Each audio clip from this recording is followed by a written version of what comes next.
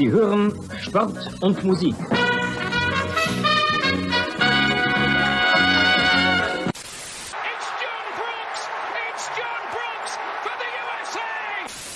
Spiel ist aus! Deutschland ist Weltmeister! In a world where fans fight over whether to call it football, or soccer, two German men defy the odds and call it Fußball. Bringing you inside the German-American football experience. And now, here are your hosts, the Schnitzel Boys. Whoa!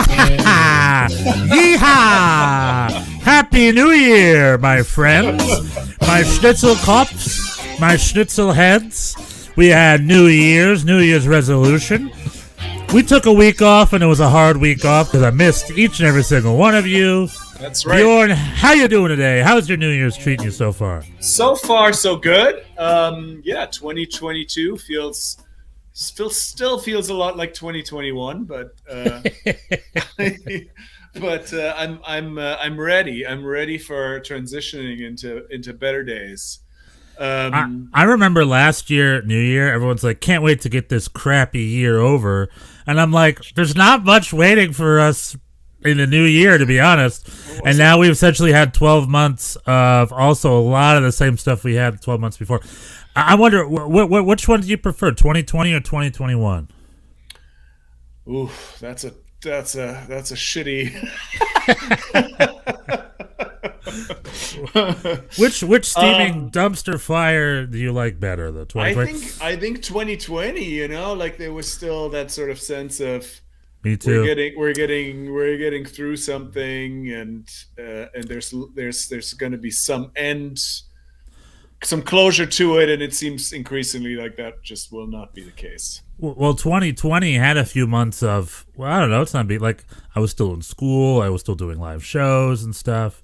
And then 2021, the whole time was like, is it coming back? And it's like, no, it's not. Really. Yeah. So, you know, so 2020, it's all about 2022, baby. 2022 is when this all gets going. But, not really. We'll see. Knock on wood.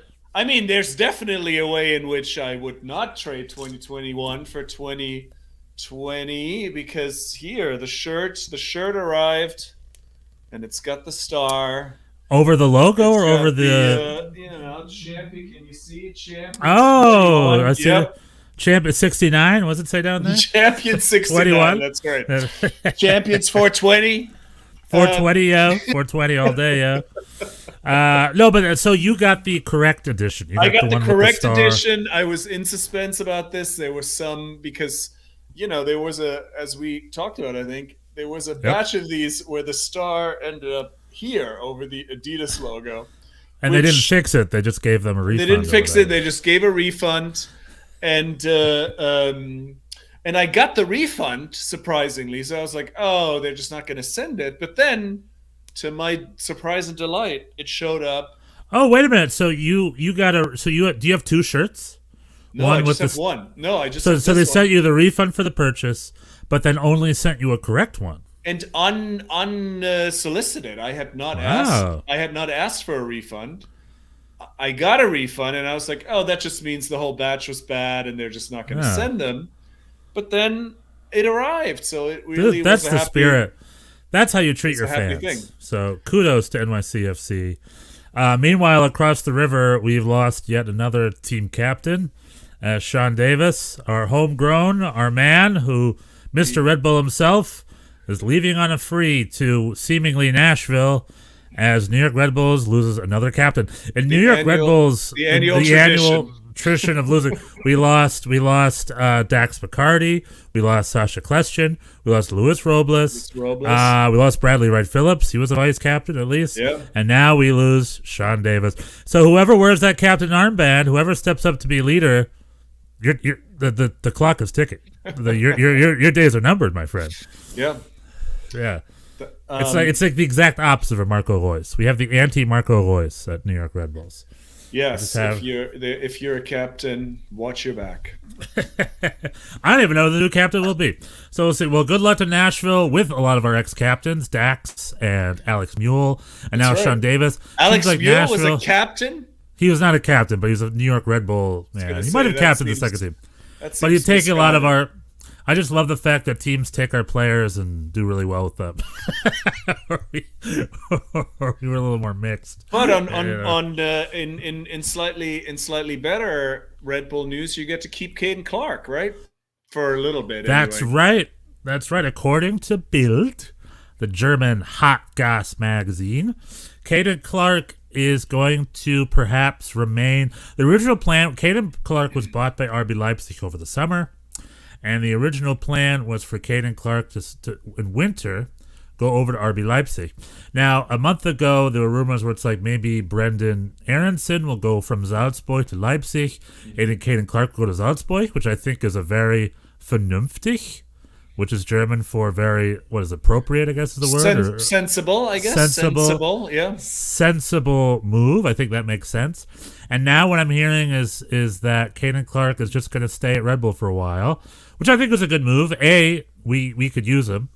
And B, the reason they're giving is COVID complications, which I think is just corporate speak. I think the reality is he's had a little bit of trouble recovering from a surgery over the summer. He's a little bit cold, so being thrown straight into a top-flight Bundesliga club is maybe not the best for his development at the moment. So maybe he'll stick with New York Red Bulls till the summer, which does not serve us because, as you know, the American League goes through to the fall. So we get him for at least another 6 months. I wish him the best. I wish him to play. I love the fact we get to keep him. In addition to that, there's rumors.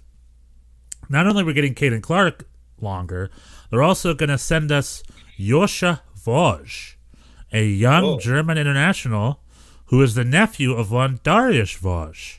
Do you remember Dariusz Vosch? I met him actually. Dariusz really? Vosch. He was one of the few national team players that we ever had, that Bochum ever had, and if we want to get into it, I met him one time when I had the worst job of my college jobs, which was I was a clown. Underwear. I got hired. No, I got hired as a clown in front of an opening. There was a children's store that was opening, and they hired because I was a film studies major. Somebody decided that this was the right job for me, and I was a clown handing out balloons to children and their parents, which turned out to be an absolute nightmare of a job because you're like on your feet the whole day. We had most of the balloons were just round. Somewhere sort of had more elaborate shapes. So then nobody wanted the regular balloons. Everybody was angry if you tried to hand them a regular balloon. And so it was just as a clown, it turns out you have to be just grinning maniacally the whole day, or people get upset with you. It's very and also small children burst into tears when you. They sound very entitled. It was horrible. Very entitled. Well, you need to bring photos of that at some point. There better be photos. We need to see that. Thank God. I will find those photos. I will find those photos. Good luck.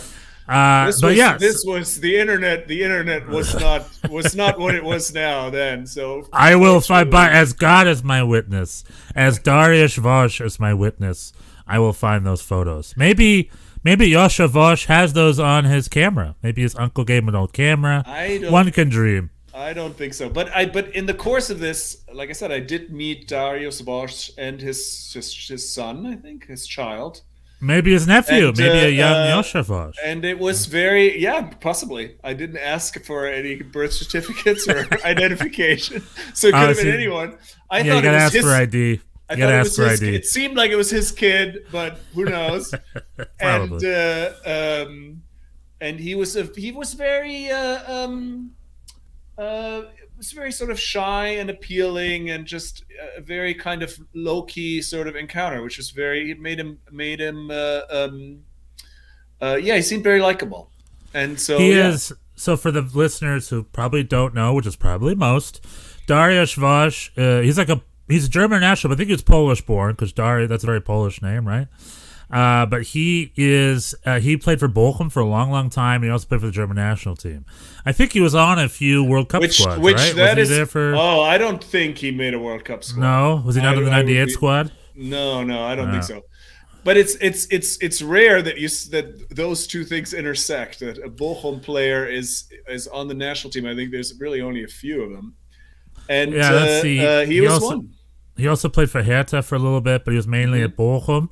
And then he's been the coach at Bochum for years. He's their technical trainer now, I guess. Yeah. Anyway, his nephew, technical trainer's nephew, is coming to my New York Red Bulls. I like that. I like a young German youth international making his way to MLS. That's what I feel loans are for, and that's what I feel partnerships are all about. Kind of like how Jack Harrison went to NYCFC. I like it when young guys, 18, 19-year-old, come here. I think they get more out of this league than they would if they went to FC Liefering or something, the Austrian second division. I think they get a much more competitive schooling, and I think it'd be better for the development here in MLS. But granted, I'm a homer. I just want to see them come here. So we got Joshua Woj joining us at the New York Red Bulls this year. So I'm excited about that. Something to be excited about if he plays. We'll see. Yeah. The Red Bulls fans are always suspect because most of the loanees we've gotten have been failures for the most part. Duds. And have been very expensive. Like one Frederick Gulbrandsen, if anyone remembers him, and I think there's one or two others. There was I'm thinking Matthias Jorgensen as well. He cost us a lot of money. Right. He was like $1 million. He was like our most expensive player, and he played for a second team after like 2 or 3 games of not showing up. Yeah. But I don't want to dive into Red Bulls negativity. We got Red Bulls positivity. As you can tell, as the listeners can tell, there's not a whole lot going on this week in terms of games. No, we have no rundowns. Essentially, we're doing a transfer rundown. So we're doing a transfer special. Someone in the comments a couple weeks ago asked if we would do transfer stuff, and I said, sure, why not? Yeah. So that was the transfer special. We're going to talk a few things, a little of this, a little of that, some coaches, some players, some coming to MLS, some going to Germany, and pop. But the big topic of news, and the fact that you were a clown at a German kid's toy store is a close second. Perfect segue. Perfect segue into a special treat we have for our listeners and our viewers today. The big mainstream topic and transfer news is, of course, Ricardo Pepi to Augsburg. What? $20 million? What? A week ago, it was Wolfsburg for 10. But Augsburg's like, no, we'll do it for 20. So now people are asking, what is Augsburg? How's that going to go? Boop, boop, ba, ba, ba. And we have the inside scoop. We got a little inside scoop because it's on both sides of the pond. I reached out to someone very close to FC Augsburg, and he was very kind and let us interview him earlier today, just a couple hours ago. So we were talking with a really cool dude named Rolf Stormann, yes, who is the official voice of FC Augsburg. He is the stadium announcer. He hosts the podcast. He is a morning radio host in that area. Yeah. And he is an official representative of FC Augsburg.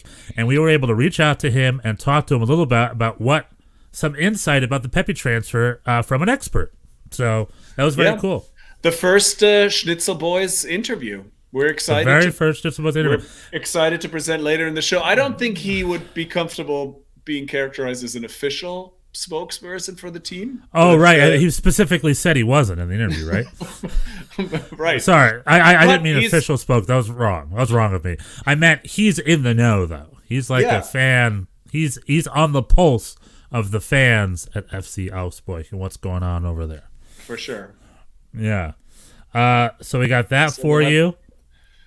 And then we have other stuff. A bunch of other transfer news. I mean, this is the silly season, right? In MLS for sure, because MLS off season, and also elsewhere in the world. There's lots of little, and I think it's really what you make of it, right? Silly season Sure. can spend a lot of time hunting down rabbit holes, going down rabbit holes on social media, and it can all feel like a bit of a waste of time, perhaps. But right now MLS is heating up. All right, let's do. How about this? Let's do a quick transfer rundown of stuff I've been looking at. Let's start. Let's do it in a row. Let's do MLS to Europe, then we'll talk about. Or no, whatever. Let's just do the rundown. So, in addition to Ricardo, Pepi, Miles Robinson is rumored to be with a couple of Bundesliga clubs. So maybe next week we'll be talking specifically what club he's headed to. And the Bundesliga does start this weekend, so he does have to kind of do a hop and a skip on that one. We talked about Caden Clark and Joshua Vosch coming here. Matthew Hoppe is going to go to Malaga. U.S. international Matthew Hoppe, former Schalke player. Is that official? It's not official. It's just a rumor. And what I like, he just needs to play. I don't know what's been going on at Mallorca. Like I said, Sean Davis headed to Nashville. George Bello headed perhaps also to England. Daryl Dike is headed to England. Yeah. James Sands headed to Scotland. I believe. Whoa! These two things saying in the same sentence is not. I don't think is appropriate. They had to.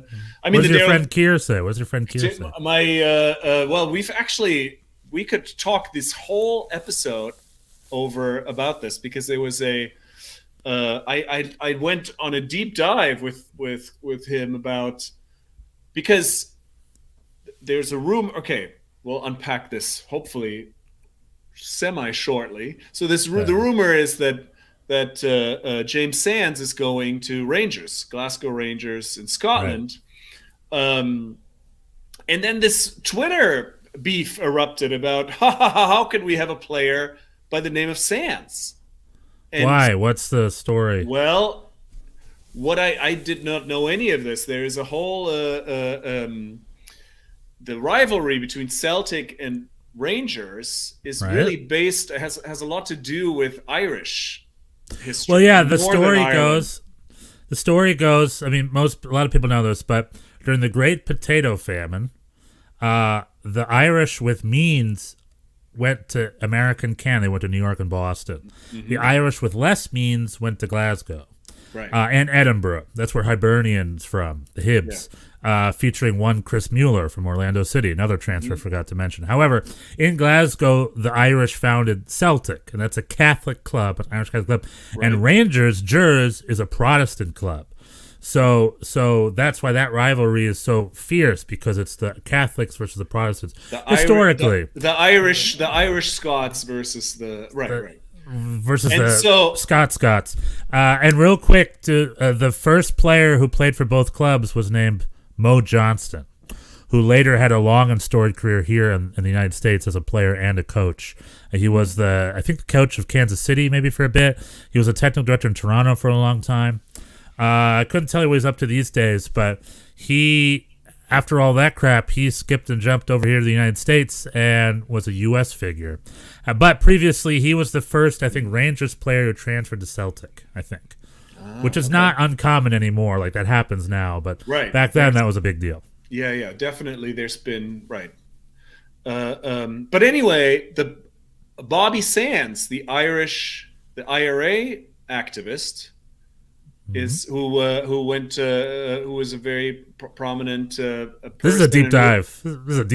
I know very little about the IRA. We're not gonna. Yeah, he went on hunger strike and died in order to, to fight for the unification of Ireland, and was on a hunger strike and died in prison. And his name was Bobby Sands, and apparently he comes up even now, like with Rangers sort of derisively, kind of Rangers fans singing songs about how Bobby Sands should eat his chicken dinner, or that's sad. Things like that. And so he's, like the Celtic fans hold him in higher regard. The Rangers fans think of him as a terrorist, and James Sands should go to Celtic with CCV, is what you're saying. So he should really go. Yeah, if among those two clubs, it would be more natural for him with the name of Sands to be playing for Celtic. So there was some some Twitter beef erupted there, and cultures were colliding, and it was obviously nothing good came of it. But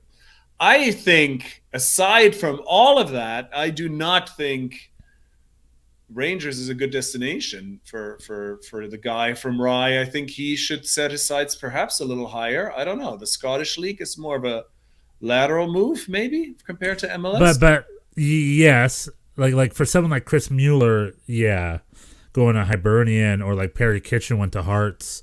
John Harkes' son, Ian Harkes, plays for Dundee United, I believe, or one of those. It was one of the Dundees.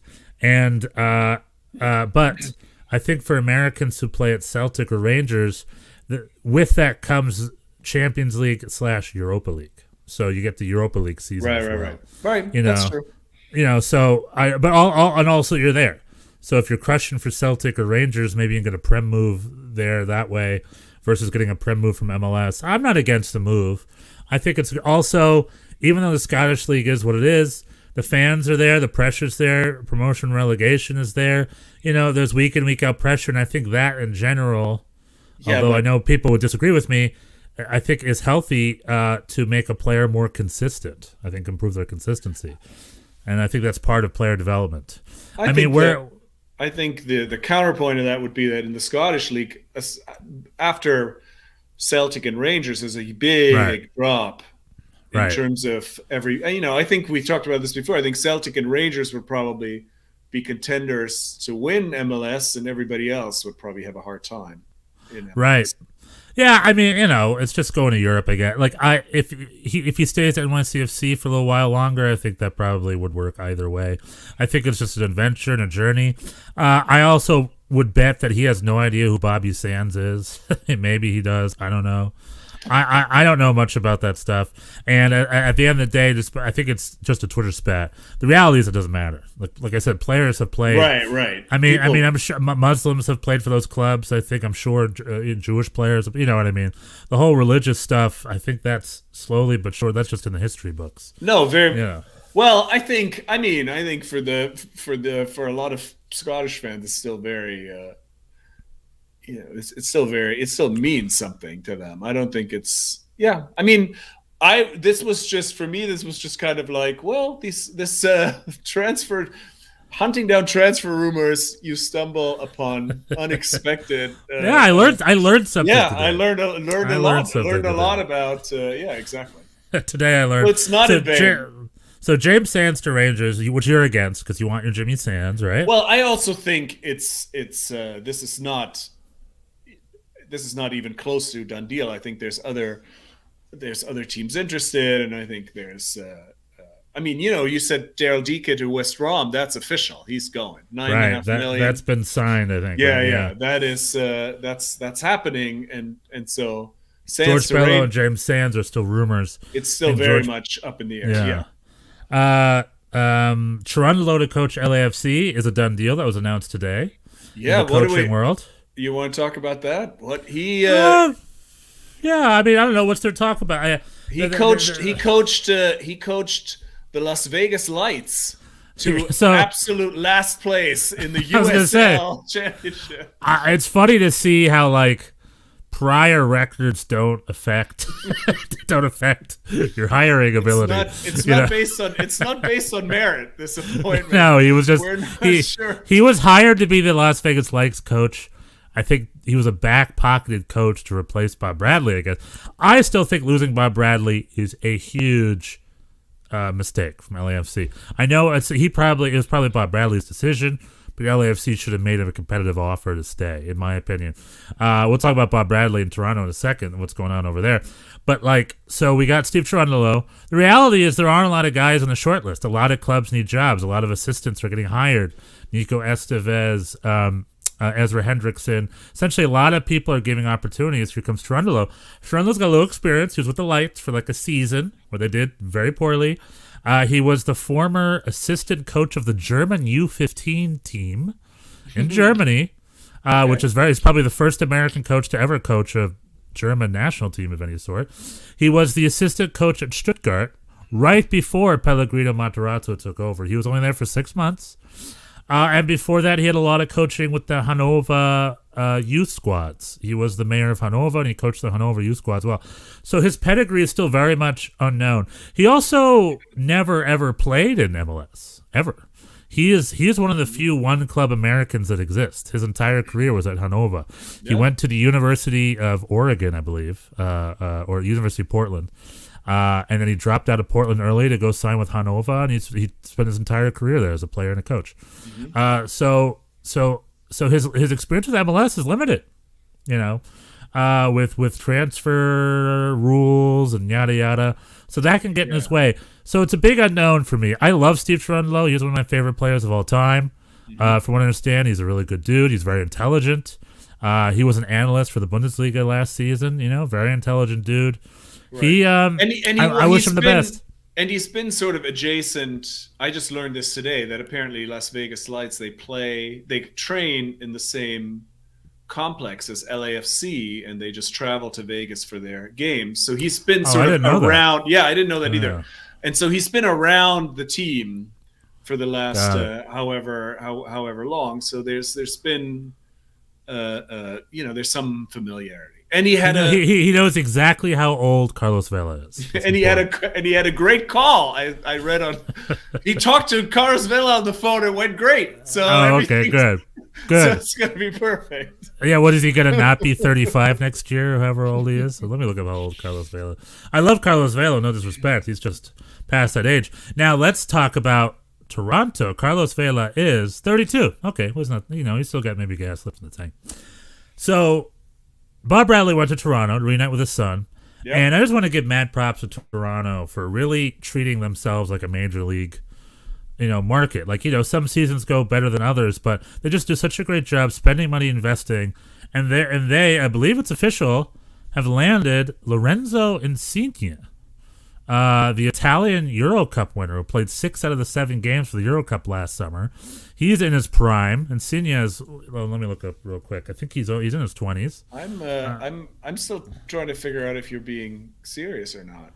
With you didn't know? You didn't hear any of this? No, the big he's 30. Big club. No, the Toronto spending their money wisely. Yeah, they had this past season was not great or whatever, but that's just because their club, their squad has been aged from back when they were MLS Cup contenders and winners.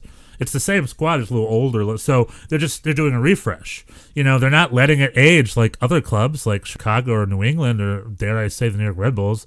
They're not just letting it move on and be like, good luck, guys. Yeah.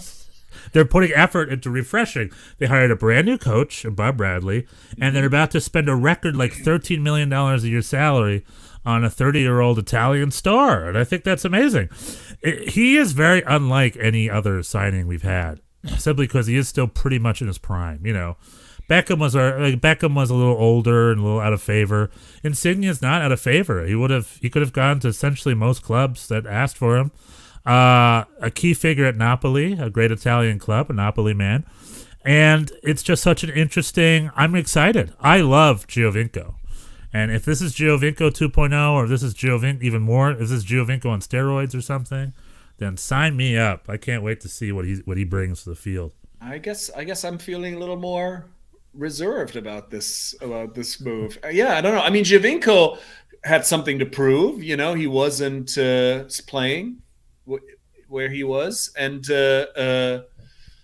so I don't know. It still feels a little MLS 1.5 to me, this move. To spend this much money. Somebody was saying on Twitter how the total amount that New York City FC spent on Tati Castellanos is 2 months worth of the total amount that the team spent on Tati for the entire 4 years that he's been with the team is going to be 2 months of Insigne's salary. And I just that's their prerogative. Maybe there's a huge. I think Toronto has a huge Italian community, and they'd sell jerseys.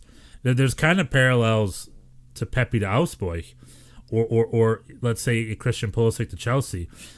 Transfers aren't directly related to the player's player value. It's usually directly related to the marketing value. So someone like a Tati Castellanos is a well-scouted player. We've had many of those, like a Diego Valeri or, all these great guys like Ignacio Piatti at Montreal. These sort of great scouted South Americans with a lot of potential. For whatever reason, didn't hit Europe or we offered better contracts or whatever. But those are value players and what they bring on the field. It's not like when Tati Castellanos was signed, a million New Yorkers had to buy his jersey. You know what I mean? Whereas if NYCFC signed Insigne over Toronto, that might have, literally jersey sales and stadium sales might have paid back for that. You might have gotten all that money right back in the first season. That's a lot of jerseys to sell. I don't know. Well, not just in New York, maybe in Italy. I don't know. I just think it's so disproportionate in terms of, there was some talk with incentives he could reach 17 million a year, and that's more than the entire salary budget of most teams in the league. It's just it's just how good can one guy be, even if he's I just think that is so out of whack in terms of the economic models of the league that it's hard to live up to that kind of it's how good does he have to be that's money well spent. I don't know, we'll see. Also, there's the MLS effect, like a Jermaine Defoe at Toronto, where after 6 months he'll just be like, "I need to get out of here." He'll go. He wants to go right back to Europe or something, just because there's a lot of stuff they're not used to: turf, flying coach, the travel, the fact that it's, although a popular sport and getting more popular, it's not a mainstream sport. Like in Toronto, it'll probably be a big hit, but they're still talking Maple Leafs, more than Toronto FC in Toronto, and maybe even the Argos, the Argonauts. I don't know. I'm not a Toronto dude. Canadian football team, formerly owned by John Candy once upon a time. Oh, that's right. He was a minority owner, and from what I understand, it was a big scandal. But I don't want to get into that now. This isn't the Canadian football podcast. This is the German American soccer podcast. I got nothing. So we'll see. Football goes. I just said what I knew. There's a team called the Argos, the Argonauts, right? And they were a bunch of candy. Well, they fuck up. They fuck up the field, right? Periodically. In Toronto because they have the same stadium. Yeah. So we'll see how that works. So for guys like that, I remember I read the Beckham Experiment, great book. I read it, and they were the hotels they were using. For me, they're nice hotels. It was like a Hilton Garden Inn or something like that, which is a nice hotel. I like the Hilton Garden Inn. However, for professional $1 million athletes, they're used to the Ritz or whatever. You know what I mean? When they go to, I think because of Beckham, after season 2, they started changing the hotels. They flew more private. When they went to New York, they stayed at the Plaza as opposed to where they used to stay, which was one of the Hilton courtyards out in New Jersey. You know what I mean? And I think there's just a weird dynamic that this kind of thing creates in a team. It's it's the same. And NYCFC, you would hear, over the last season of David Villa being here, you would hear these, these rumors of there's just a separation. He's just not one of the, just not one of the dudes. And I don't know. It seems like the more successful teams in the league don't have those kinds of. I mean, you can see if you look around, even Chicharito, LA Galaxy, they didn't make the playoffs. I don't know. The teams that follow those kinds of squad building, approaches still don't seem to do as well. So I don't know. Even Atlanta, I don't know. The spending 15 million on somebody like Barco, it's just kind of you just have no room for error. If you're a European team and your budget is 200 million, you can miss on a couple of miss on a couple of $15 million kids, but in MLS you just can't. And so there's just so much riding. And like I said, for this much money, how good can he possibly be to be worth it? I don't know. Amazing. He can be amazing. We'll see. Well, I applaud Toronto for making a risk, so we who are not fans can watch and see. It's win-win. Either it's a fun and exciting, or it blows up on itself. Either way, as a distant fan, I can be like, "That's cool. It's cool that we got to see that happen, and it's cool that owners and managements are making risks." I'm not crazy about. I'm not ready to get rid of the 31-year-old Europeans yet. I'm fine with that. Okay. So I like the fact that it's still happening, and I like the fact that also I want different clubs to do different things. If one club hires a bunch of young South Americans, more power to them. I don't understand why another club can hire over-the-hill Europeans instead. You know what I mean? Like, different clubs should have different philosophies in how they sign players. No, people should do what they want. I mean, nobody gives a shit what I think, but I do, Bjorn. I do. No, you're right. I'm just being devil's advocate here. You're right. It's very 1.0. Like, remember Andrea Pirlo at NYCFC? What did he do? What did he do for NYCFC? Well, I thought he also, I think it's the same kind of thing. I thought he was fine, actually. I didn't have this take of, oh, he was terrible, he didn't do anything. I thought he was really pretty good for a year and a half, and then for the last year he was 38 years old, and he no longer, he was old. He was 36 when he showed up. But I don't think he was, I don't see him as this like, oh, horrible disappointment. I thought he was good. He was pretty good for a year and a half, and then he wasn't. And it was clear in the last year, it was clear he shouldn't start anymore. And somebody like Yangel Herrera, Maxi Morales was much better in that spot. He couldn't defend his position, but it was fine. But it doesn't. I just don't. I think it does something to the team when you have these kinds of divisions in salary and social status and world soccer. Well, in the Beckham days, Beckham made $6.5 million a year with bonuses, and Alan Gordon was on the then MLS developmental salary of $13,900 a year. Yeah. That's intern's wages. He had his girlfriend was a teacher, or his wife was a teacher, and he crashed at her house because he had no money. So, like, that's crazy. It's not like that anymore. Like the minimums are enough where you can actually, like, the MLS minimums are enough where you can live off of them for the most part. But that's also why this like 13 million or 70, whatever it is, for Insigne is a huge number, because even David Villa, Pirlo, Lampard, they were in the like $5-7 million range. The next player at Toronto would be like, I think Pozuelo and Bradley would be the next player, and they make, I don't know, 3 or 4 million at best a year, something like that. Yeah, but that's their worth, in my opinion. Right. It's like I don't have inflated. to. It's always like it's not worth getting too worked out, because it's like I don't have to pay it. It's like we just get to watch. That's the other thing. You spend season tickets, you buy your T-shirts and boop boop blah. It's good to know that a club spends money. You know what I mean? If you're going to spend money as a fan, it's good to know your club spends money as a fan.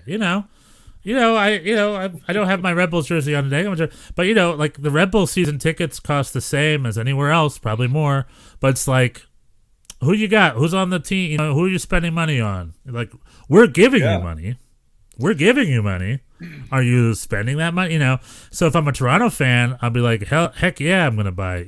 You're taking my season ticket money and you're spending it on a quality player. Right. That's what's FC Dallas gonna do with the is that gonna go on the field, or is it gonna go in somebody's pocket? Maybe they're gonna sign. I totally no. As I definitely want to go on record as supporting ambition for sure in MLS. Right. There's too many teams who are just content to spend the minimum and be kind of mediocre. And the league definitely needs bigger swings. I just don't think this particular move would be. I would not raise my hand in support if somebody asked. But no one's asking, and we're just going to watch. So well, I got my popcorn out. I'm ready. Let's do a couple quick ones before we do our main event. Let's talk 4 U.S. internationals in Europe, big ones. Pulisic. Should he go? Should he stay? What do you think? Oh, is he? Is this? It's just talk. People catching me by surprise. All right. I'll give you a little bit. Pulisic has been playing in and out. He's been playing as a false 9. Well, he's been hurt. He's been hurt. He had COVID. He should stay. No, but not over the past month or so. He's been Tuchel's playing him out of position. He's been playing as a false 9. He's played right back a little bit too, because he's also played right back a little bit because Chilwell is out. It's I think He scored a goal. He scored a goal against Liverpool. He finally played as a left winger where he belongs, and lo and behold, he scores a great goal to tie it up before half. I think he should stay. I don't know. He's I agree. He should stay. He needs to stay healthy. Has he played a full season without injury ever? No. So it is. He is playing. Is healthy. He's keeping warm. I think he should stay. However, if in a year's time it's still the same stuff, maybe he should go to a different club, maybe a smaller club, and play week in and week out. McKennie, Juventus. Him and Juventus. I think West Ham has been sniffing around. What do you think about McKennie going to West Ham? Sure. Is that real? Yeah, he should go. It's just a rumor. I think at Juventus, it's been hit or miss with him. I think as of late, he's been actually one of their stronger players. I know the coach has problems valuing him properly, I think, and there's been rumors of him going to a smaller club. But West Ham is not a smaller club than Juventus. It's not. It's traditionally a smaller club. Club, but at this point, where's West Ham in the stands? If West Ham played Juventus, my money is on West Ham currently. Really? Yeah. Well, they are a Champions. They're a Champions League contender. Certainly a Europa League contender. Oh yeah, they're fifth spot. There's fifth spot, and Juventus is, I think, also around that in the Italian league. But either way, that's a thing. So I would be okay with that. I just want him to go somewhere he plays week in and week out. He's not consistently questioned about being cut. And then Adams to Man United was a rumor a week or two ago. What? Really? Yeah, Tyler Adams to Man United was a rumor. Because of Rangnick? And Rangnick just lost. Manchester United just lost 1-0 to Wolves today. It's looking like Manchester United is an unsavable ship. They could use him for sure. I think that's definitely a spot where they could use some help. I don't know. That's a big step up for him. We'll see. I don't know. I would love for him to stay. I don't see what the point of him going to Man United. If he goes to Man United to play, sure, but Man United seems to be a really toxic place, to be honest. And RB Leipzig, he's probably not getting the same minutes under Domenico Tedesco, but I like what he's doing at Leipzig. I always thought he was doing good work there, and I would like to see him stay. I don't see why he needs to leave Leipzig. And then last but not least, Serginho Dest to Bayern München, which looks pretty close to happening. Serginho Dest to Bayern München. Okay. Serginho Dest, I just read his stock has really fallen. He had his transfer market value has dropped by 13 million or something this season. Well, he at Barcelona, essentially they thought he's a great attacker, but his defensive abilities are lacking. And I'm like, yeah, as a U.S. fan, our thoughts exactly. And then they're like, he's going to work with some coaches, and he's going to be better he's going to work on his defense. And I was like, hell yeah, heck yeah, do that. Develop, my friend. Work with the Barcelona coaches. Get better at defense. And then a day later, he's unhappy. He wants to go to Bayern. And it's like, man, stay at Barcelona. Become a better defender. I don't know. Maybe Bayern will make him a better defender. I just want him to develop as a defender. So if that happens at Barcelona, or if that has to happen at Bayern München, maybe Bayern München's a less toxic environment. Maybe he can get better at Bayern München, because remember what we saw, how great Alphonso Davies developed there. So maybe it's good for his development, but who knows if he'll start playing right away. He doesn't strike me as a Bayern guy. I don't know. We'll see. No. But I'm also curious to see what his attitude is on him getting better. I'm just curious what that's like. I would love for him to stay at Barcelona. I would love for him to duke it out, and I would love for him to become a better defender there. So those are my U.S. Internationals quick takes. All right. Any last thoughts before we do the main event? The main event? Well, the only other thing that was on my list was... right. What is his name? Czichos. What's his name? Rafael Czichos? Rafael Czichos. Czichos. That's also a Polish name, right? Or am I wrong? Yeah, he is German, though. Yeah, and German, he's a center back who played for Köln, and he's going to the Chicago Fire. So he is a German center back coming to MLS. And I'm always wondering why that doesn't happen more often. And, I want more Germans. I love the fact that over the past few years there have been more Germans. We have a few German sport directors like Ernst Tanner and Lutz Pfannenstiel. And then that might be it. Maybe one or two others. But like bringing in young, because like we used to bring in all these young English journeymen. And I always thought it made more sense to bring in German journeymen simply because of the German Revolution. German has this great youth system. They're spitting out a lot of talent at regional centers. That means there's a lot of German journeymen who can offer value to the league. And finally, we've learned that with Hari Mukhtar and Kai Wagner. Yep. Yeah. And Robert Kreilach, if you want to say that, and others. Leon Flach. Still not German. His name's not even Robert. What's his name? No, Demir. Sorry. No, his middle name's Robert. We're just going to. I'm German. We're just going to slowly. Lothar Kreilach. Lothar Kreilach, Stefan Kreilach. What's the most German name? We're turning him into a completely different person. Well, but he's the same idea. I think he played in Germany beforehand, right? Or am I wrong? I could be wrong about that. But I don't think so. No. Well, anyway, he will later because Anyway, so I love I love this move. I think it's a great solid move. Arne Friedrich. Once upon a time was the Chicago Fire center back, but he was a little bit more of the old vein of when he was sort of phoning it in a little like he was a guy who I think he was on the World Cup winning squad maybe or not. I don't know. Arne Friedrich was a German international established one. This dude's a good club player, a solid dude. He's sort of more the type of guy you can probably get more value out of a club. So I'm excited. We'll see how he does. See how it goes. So, drücken die Daumen, herzlichen Glückwunsch zum MLS für Rafael Czichos. How do you say it? Czichos, yeah. I don't know. Czichos. We'll find out. Hope you're as excited as we are. Yeah. So now, this is it, the main event. Ricardo Pepi. 20 million, $20 million. So, forever it was like, is it Ajax? Is it Bayern? Is it Wolfsburg? I was not crazy on the Wolfsburg move. There's Lucas Nemecha, Luca Waldschmidt, Wout Weghorst. What's Pepi going to do? He's going to be fourth fiddle in a team that only has one number 9. So in comes Augsburg with twice the offer on a club. Now, they've got firepower, too. They've got Finn Bogerson. They've got Michael Gregorich. They've got Andre Hahn. They also have a great young German dude who is their main number 9, whose name I'm escaping at the moment, but we'll hear about it in a second. You're talking about what's his name?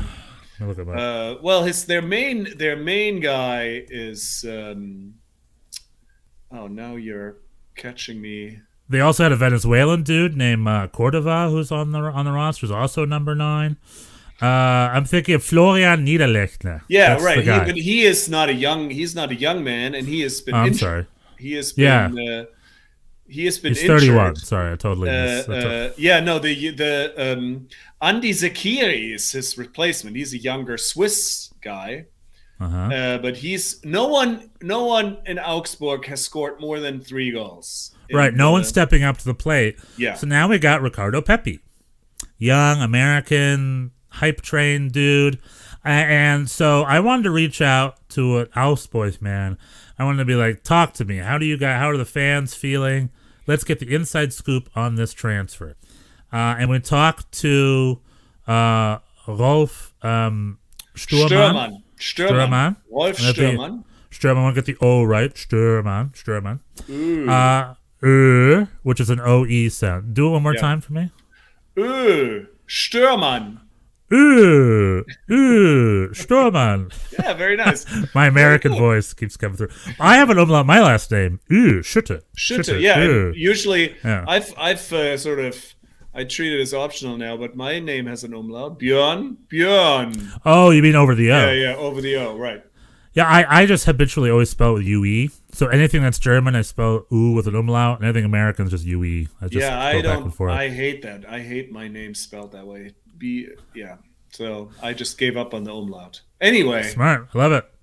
Anyway, so we gave him a little interview, and then, how do we want to do this? We broke it up to a few parts. He was great. We took a little bit of his time. It was very nice. Yeah, it was very nice to talk to him. We appreciate just getting the inside perspective because this is a big deal. I mean, I'm kind of, as a not as engaged U.S. men's national team fan, I make fun of it a little bit that the that the every 6 months there's the new great American, the new hot great American hope of at the number 9 position, and then in the end, Jesse Zardes always starts.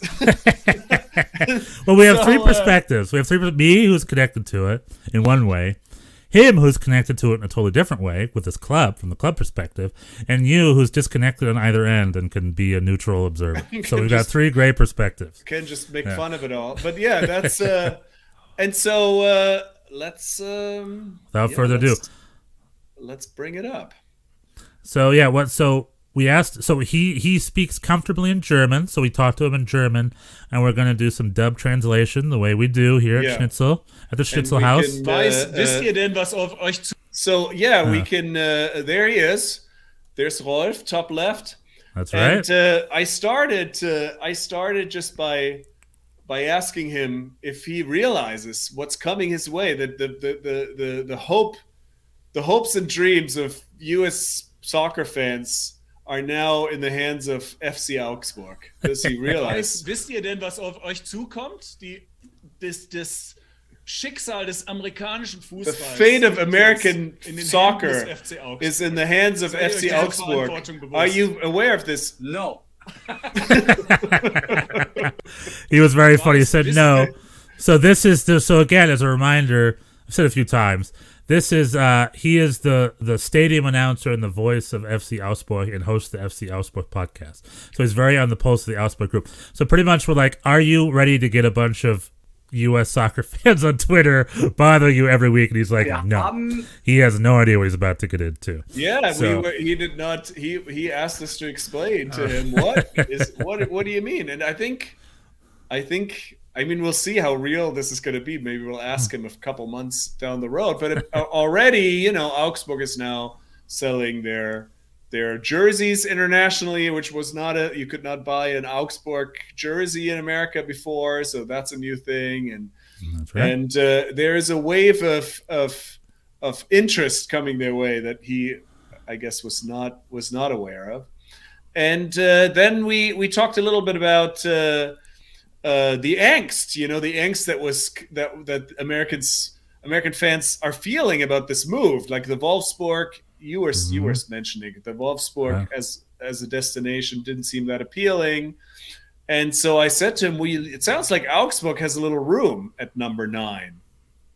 And he said, "Yeah, we do have some room at number 9. We have a few strikers. It's not that we don't have any, but a lot of them are injured or they're not informed. We still have COVID problems here in Germany. Nobody has really missed a lot of time, but it's still something. But even when our forwards play well, you can just look at the table and you see we need goals. We're missing some goals. We need someone who can score goals. And I'm not speaking officially for the club, even though I do work for them, but the club put a lot of effort and thought into what can be done, and so Ricardo is the option, and he's not a cheap option by Augsburg's budget, sort of where he doesn't. He's saying we don't know exactly how much it was. Somewhere between 13 and 20 $million is the number that's been thrown out. 13 und 20 Millionen. Yeah. Ist auch vielleicht teilweise bezahlt werden, also so in And Raten. some of it, and it's going to be paid in installments or whatever the details are of the financial transaction. Für die Bundesliga eigentlich ganz In the normal. Bundesliga, this is a normal amount to spend on transfers. But on the other hand, because of the COVID situation, we don't have fans, and there's a lot of income lost. And so to spend this much money on one player is a little risky, but Ricardo ist but he's a young player. He can develop at FC Augsburg. He's tried out at Real Madrid. He was Wolfsburg was in the discussion in Bayern. He trained with Bayern, and so there were other teams possible. But that at those clubs he would probably just be on the bench, and that would probably not be the best move for him. And I'm really excited to see him. I have to be honest, I have not heard of him before, because here in Germany we do not pay. It's not so big. American soccer is not that big, but we do know that soccer is growing and is improving. It's not bad in Germany, but when we think of American sports, we think of baseball, basketball, American football. But we do see how Carlos, he's mentioning Carlos Gruezo has come to Augsburg previously. Who is that? You guys, who is that? I think he's Ecuadorian or Dominican. Was he from MLS? He played for FC Dallas a couple years. A good player, and he moved to Augsburg. I think he's also currently injured, so he's not playing as much. But he was obviously not at the level of Pepi, but also not the first. Oh, okay, so he's at Augsburg and he was at Dallas. But before he was at Dallas, he was at Stuttgart for 2 seasons. Mm-hmm. So. Right. Yeah. Okay. Cool. Sorry, I didn't know who he was. Okay. Yeah. Es ist nicht so, dass wir uns it's not like we don't know anything about soccer in the US. But yeah, Pepi. I mean, Pepi was new to us as well. Like 6. Well, I mentioned he's only been a professional for a year. He's only been a pro for a year. Right. Exactly. You were saying that. I didn't even know he trained with Real Madrid. I don't know if that was true or not. But it could have been like a training stint or something. I don't know, because that is his dream club. He doesn't want to make its way to Real Madrid. I think it was sort of. I don't know if he was not training as in like, oh, he's part of the team, just as a kind of a tryout, perhaps. Yeah, training stint or whatever. Yeah, They do that sometimes. Yeah, and then I asked him if he remembers Michael Parkhurst, who played for Augsburg, and he did not remember. He did not. Which is, I mean. Which is totally understandable. Because fair play to him. This was 8 years ago, and he played 2 games. 2 games. I thought he played more. It surprised me. I know he was on the books there. I think Michael Parkhurst was injured. I think he injured his leg or something. But that was his big. Like Michael Parkhurst, I think, was in Denmark. He was crushing it. And then, or Norway, I don't remember where. And then it's like, all right, it's Bundesliga time. Let's do this. And I think he had a pretty bad injury. And unfortunately, that hampers career. He came back to MLS, where he had a great MLS career. And he played for Atlanta many years and won the MLS Cup as Atlanta captain, I believe, or vice captain at least. But anyway, that's just the Michael Parkhurst bit. So this is Ricardo Pepi is the second American to go to Augsburg. Right. But it seems like they're really excited about it. Well, you asked him to tell us how this unfolded from his perspective, and here's what he had to say about that. Also, ich kann es euch kurz erzählen, I can tell you how this went down for us the last 2 days. We kind of heard some rumors that Ricardo was deciding to go to Augsburg and not to Wolfsburg or anywhere else. And that was a special thing for us, because FC Augsburg, compared to other clubs in the Bundesliga, does not have that big a budget. It's a very solidly run club. There's not a lot of debt, and we made it through COVID without pretty unscathed financially. But then there was some question as to where does this money come from. There is a new investor, David Blitzer, and he may contribute to this. We're not exactly sure. There are a lot of contacts and connections. It seems like Ricardo has been on our radar for a little while. Our coach Markus Weinziel has known him for a while, and so there's been some connection.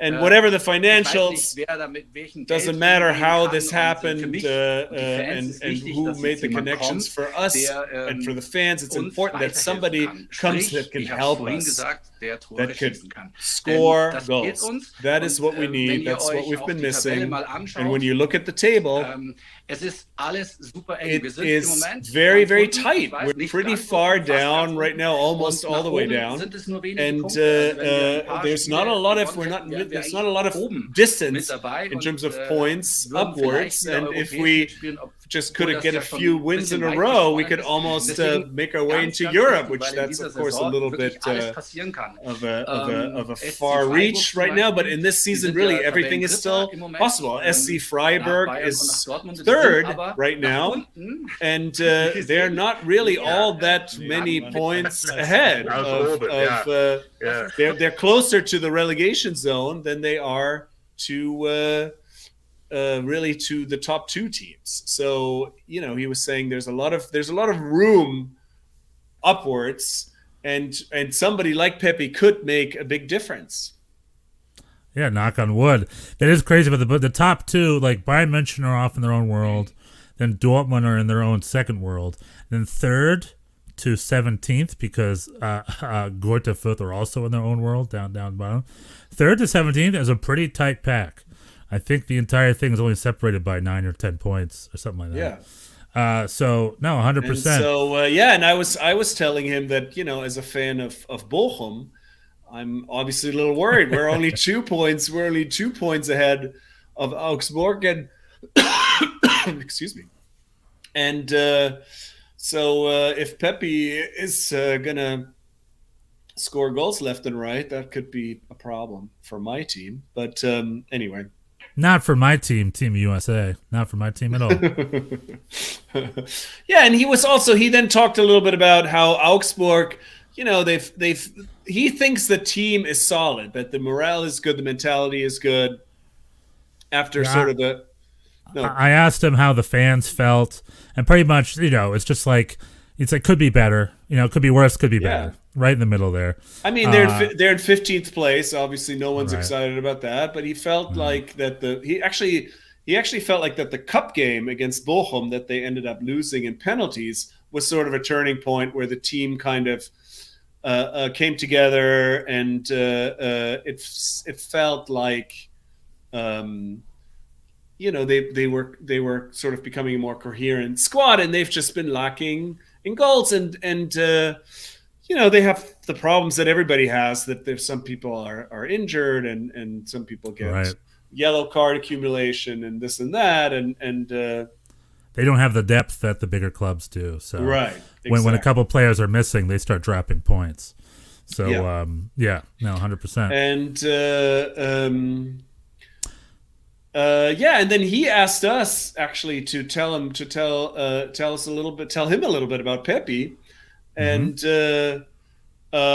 because he was wondering if is he really that big a deal, or is this just more of a Dallas, a local? Is he a local celebrity or a he didn't know. Yeah, he was like, "What's it like over there?" So what we shared is like it's a big deal in the soccer community. Yeah. There is the Pepi train, there's the hype train. Here's the next great hope, and I do mention, like I said, that they're the number 9 on the national team is a little shallow. So we're a little desperate to find a guy there, and Pepi's the guy who's been touted to step up. Yeah. And I don't know if you have this in my broken German. I tried to explain kind of what his strengths were as a player. Right. And I mentioned that. Do you have that? Is that the clip? Because you guys use this word that you have to tell me about. We could. Sprachgefühl. Sprachgefühl. Sprachgefühl. This is our Sprachgefühl. Yeah, you guys were both saying this word. I'm like, hey, teach me the Sprachgefühl. What word is this? The word is Knipsa. Knipsa. What's a Knipsa? You guys use a Knipsa to describe Ricardo, or I guess I describe Ricardo Pepi as a player who is a great finisher in the box. Kind of like the Gerd Muller style a little bit. But when he goes in deep and has to bring the ball in for himself, that's where he doesn't excel. I haven't seen super much skills in that department. But in the box, scoring goals, that he can do as long as he gets service. And it seems like that really excited him because he's just like, that's who we need. Well, that's how I sort of summed it up. I said, well, he's a Knipser, and a Knipsen is like if you're flipping a switch. You're knipsen Licht an, du kannst das Licht anknipsen, the light goes on, and that's what it is. That's what the Knipser just puts it in the net. That's it. You're like So he switches. So like if a ball comes in, he's a one-touch kicker right in the goal. He switches it in the goal. Is that the idea? It's not about how he does it. It doesn't describe whether it's with your head, with your foot. It's just the guy who can put it in the net. He doesn't have to be. Like there's. Gerd Müller obviously is the epitome of this. Robert Lewandowski right now. He's gonna mention him. I always remember there was this guy Michael Tönnies. In MSV Duisburg, he set all sorts of records for goal scoring in the second Bundesliga, and he would literally, you could see him smoke after the game. He would make fun of like, oh, beginning of the season they're taking my blood lactate or whatever. I'm not. He would like be relatively out of shape, not fast, not really even particularly athletic, but he was the Knipser. He was in the box, and he would find the back of the net, and that is what that word describes. And he was. It sounds like he was trying to be what Gonzalo Higuain wanted to be in MLS this year. Sounds like he successfully achieved it, while Gonzalo Higuain did not achieve. And I think Pepi did it, and that's sort of how I described it to him, and that's and he picked that up. Hold on, let me find this answer. Brauchen genau einen Knipser. Yeah, that is exactly 100% what we need. We need a Knipser, just like you said. Mm-hmm. I think we have enough service providers. We have Ruben Vargas, Andre Hahn, Niklas Storch. We have all these people who can provide, who are providers, and they will bring the balls into the box. And if you look at Robert Lewandowski for Bayern, he does other stuff, but really what his skill is, he's in the right place at the right time in the box, and that is what a Knipser is, and that's how he scores one goal after the other, because that's what he does. And we have Florian Niederlechner, who was also good at this, but he's been out injured. But somebody, whatever it is, their replacements have just lacked that quality, that kind of, whether it's luck, whether it's the right feeling. The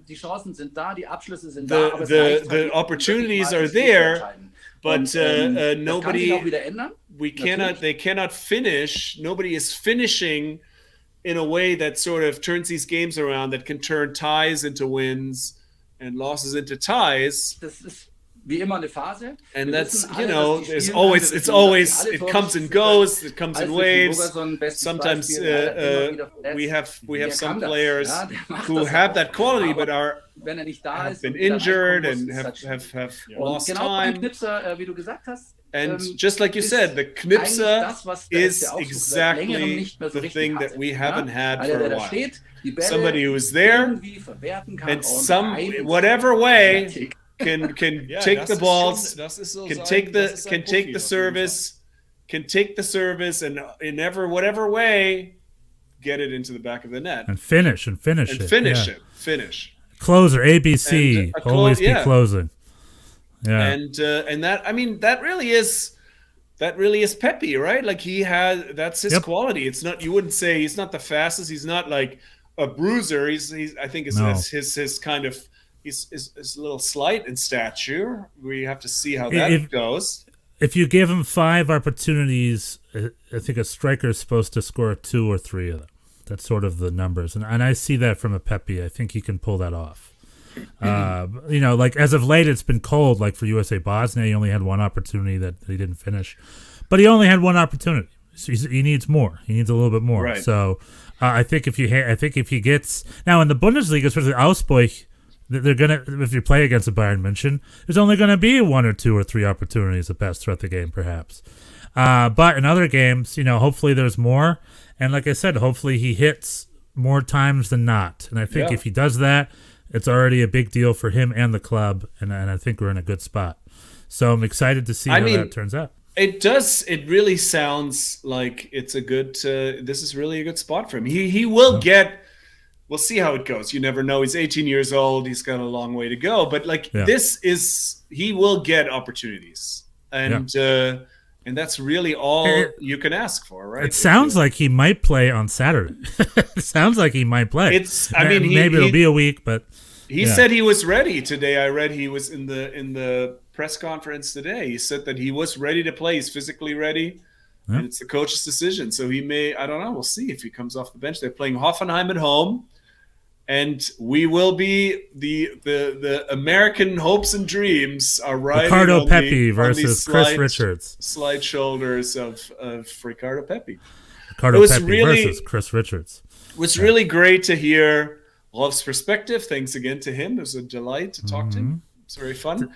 And we have what were you going to say? I was going to say, don't we have one more bonus? We do. Feature. This again will require a little bit of explanation. There is Augsburg, no disrespect to FC Augsburg, but the number one thing when a German person thinks of Augsburg, they think of the Augsburger Puppenkiste, which is a Puppenkiste, which translates as to puppet box. Right. And what the Augsburger Puppenkiste is, it's a marionette theater that has existed for, I don't actually know how long, almost 100 years, I would guess. Or probably back when it was a thing. Back when marionettes were a thing? Oh, it's still a thing. It was... See, there is a, and I am very familiar with this. This was a huge part of my childhood where they would have these TV adaptations of children's books in marionette form. They would have like marionettes on TV reenacting these stories, and it seems now kind of a quaint form of entertainment. But this was my childhood. In fact. This one that you have up here, the Urmel franchise. Urmel was a dinosaur who was this was the story of a dinosaur egg that somebody found. I guess a scientist found at the North Pole, and then got this dinosaur to come out of this egg, and just like Yoshi in Super Mario World. Same. And the funny thing of my personal history is that when I met my wife, actually, when we started dating, she reminds me of someone, and I couldn't quite place it. And it took me a while, and then I was like, oh, she looks a little bit like Urmel, the dinosaur. And she was not thrilled. I was going to say, you got to probably keep that one to yourself.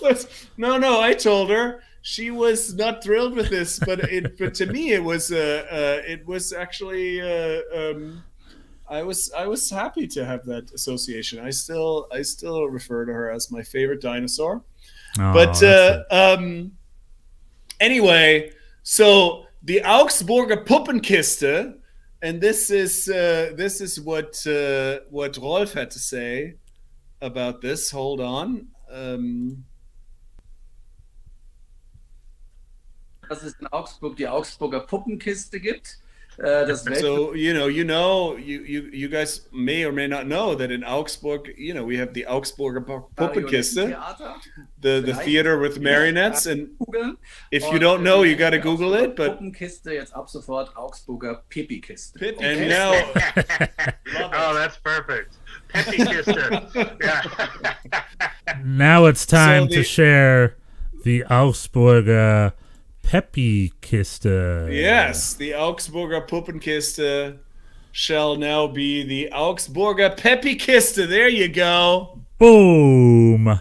For our listeners at home, we've been showing pictures. We showed a picture of Urmel and now we're showing a little editing done by yours truly called the Augsburger PEPIKISTE, where I crudely paste Pepi over the picture of some original Augsburger Puppenkiste.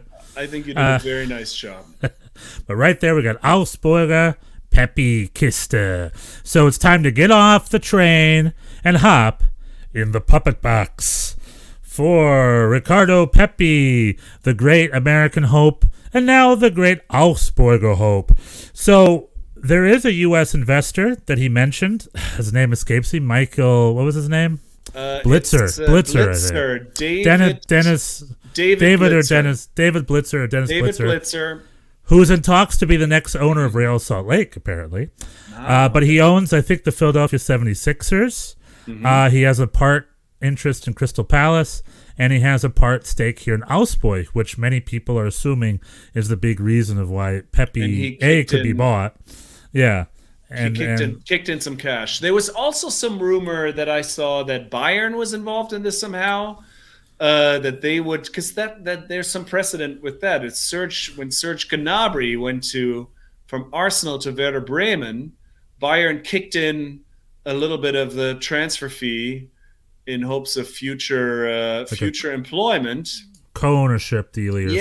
Sort of we own a percentage of this player, and so there was some thoughts because Pepi had been linked to Bayern, but that was debunked by Bild and Bayern. Even though Pepi was on Bayern's radar, but they felt like he was a little too expensive, considering that he wouldn't be playing for them right away, obviously. Because of Lewandowski and etc. So I think it's a good move. And Bayern Munich and FC Dallas have a partnership because of Chris Richards and Justin Shea. They have that relationship. So, but I think overall, I'm really excited about this move. I think it's a good move, and I wish him the best of luck. And hopefully, he crushes up over Augsburg. It seems like the fans are excited at Augsburg. It seems like there's a lot of excitement about it over there. So it was great to get his perspective from an Augsburg point of view. And of course, it's both, right? $20 million, big transfer, record transfer for Augsburg, and so there's gonna be pressure. It's a big opportunity. It's also, he'll have to produce pretty quickly. Mach in, Ricardo. We believe in you. Mach los. We believe in you. Don't let the pressure get too much on you. Just enjoy the game and kick a couple of goals. And from your Uncle Stefan, little advice. At the end of the day, it's just a soccer field, and it's just you and a goalie. You know what the good thing is? If the stadiums aren't going to be empty for a while, that could help transition a little bit. Don't you think? Yeah, maybe. Because maybe there's less of a crowd sort of pressure. You could just sort of play. They almost feel like training games at time. So that might end up being a positive for him. We'll see. They asked him today what his first German word that he's going to learn or that he knows, and he said Tor, goal. Tor! That's the most important one. I mean, it's his, like Rolf was saying, like we're all saying, the job is simple. Put it in the net by any means necessary, and if he's going to do that, it's going to be great. Second word he needs to learn, PEPIKISTE. PEPIKISTE. PEPIKISTE, the Pepi box. The Augsburger Pepi box. The Augsburger Pepi box. Can he open it? Will Pandora be inside? Or will success be inside? Only one way to find out this weekend. Bundesliga. Broadcast globally, where you can find it. This has been the Silly Season New Year special. Thank you very much, Bjorn. We got a Twitter. Thank you very much. We got a Twitter. We got a Facebook. Click like and subscribe. Tell your friends. Bis nächste Woche. Tschüss. Tschüss. Mach's gut. Mach's gut.